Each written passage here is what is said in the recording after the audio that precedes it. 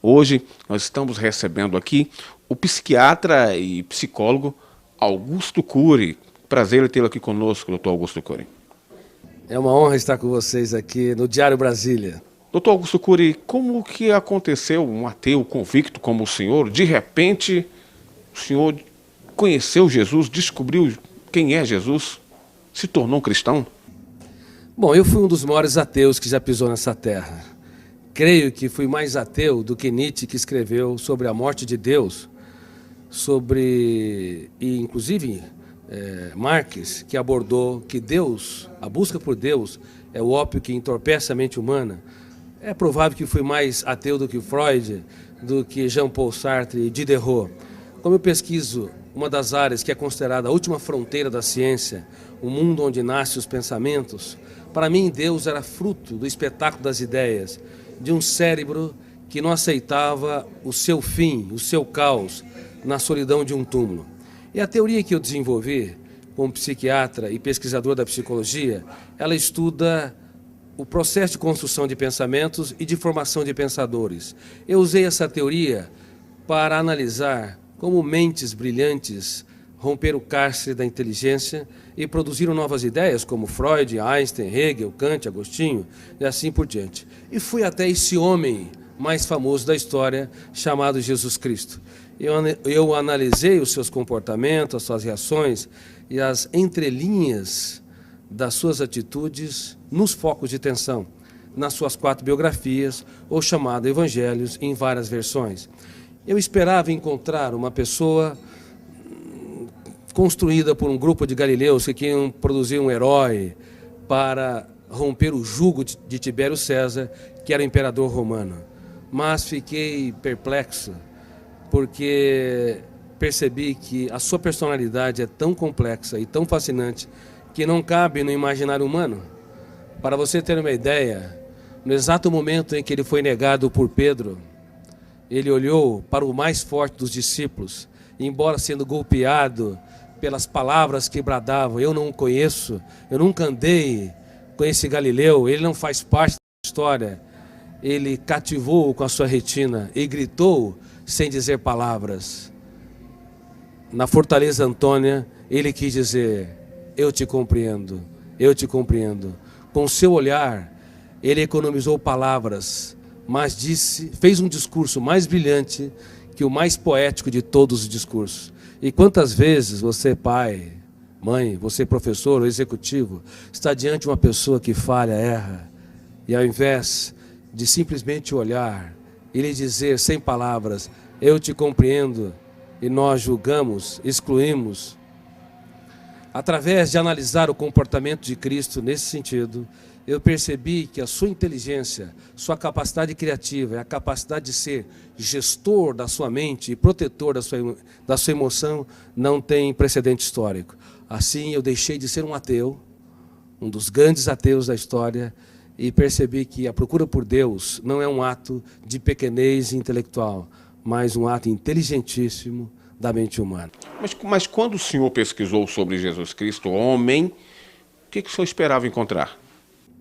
Quando eu pesquisei a humanidade de Jesus, esperava encontrar alguém que não brilhasse no caos, diante das perdas, das traições, das frustrações e decepções. Porque nós temos na psique humana, no nosso córtex cerebral, registrado zonas de conflitos, que eu chamo de janela killer. Killer no inglês quer dizer assassino. Quando nós entramos numa janela killer, o volume de ansiedade é tão grande que bloqueia milhares de outras janelas e o eu não consegue encontrar informações para dar respostas inteligentes em situações estressantes. É por isso que nos primeiros 30 segundos de tensão, de ansiedade, os pais cometem os maiores erros na relação com os filhos, bem como os professores, os amigos e as pessoas que se amam, marido e esposa. Eu esperava encontrar alguém que não brilhasse no drama, no deserto, nas tempestades.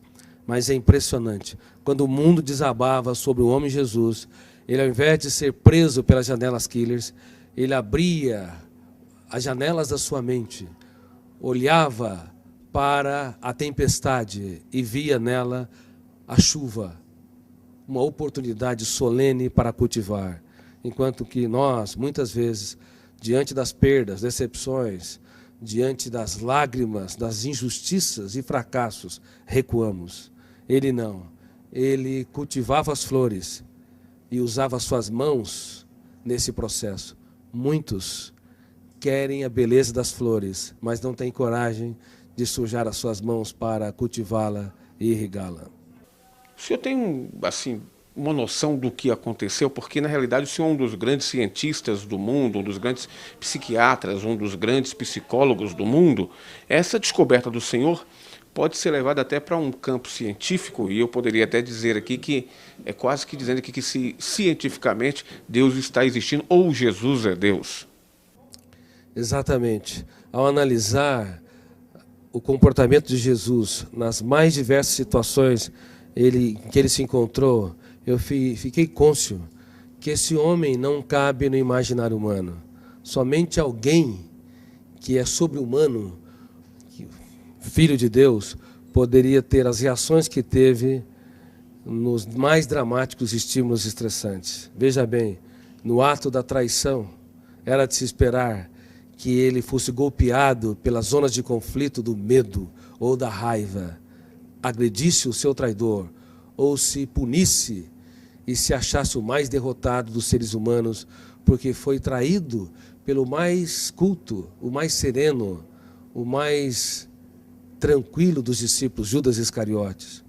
Mas, ao invés de se punir ou punir o outro, ele olhou para o seu traidor e teve a coragem de dizer: amigo, para que vieste? Nunca na história um traidor tratou com tanta... Na história, um traidor foi tratado com tanta dignidade pela pessoa traída, indicando que Jesus não tinha medo, na verdade, de ser frustrado ou decepcionado. Ele tinha medo de perder um amigo. O que nos leva a compreender, do ponto de vista psiquiátrico, psicológico e sociológico, que um grande educador é aquele que aposta tudo que tem naqueles que pouco têm. É aqueles que têm coragem para se fazer pequeno, para tornar os pequenos grandes. E como eu digo no meu livro, Mentes Brilhantes, Mentes Treinadas, não é possível ter uma mente brilhante se nós não treinarmos a nossa criatividade, as habilidades da nossa psique, como a solidariedade, a capacidade de se colocar no lugar dos outros, a capacidade de investir naqueles que nos frustram, a capacidade de transformar as perdas numa oportunidade excelente para os melhores ganhos e de usar as nossas lágrimas para desenvolver sabedoria. Por favor, não tenha medo dos dias mais tristes da sua vida. Você pode escrever os capítulos mais importantes da sua história quando o mundo desaba sobre si.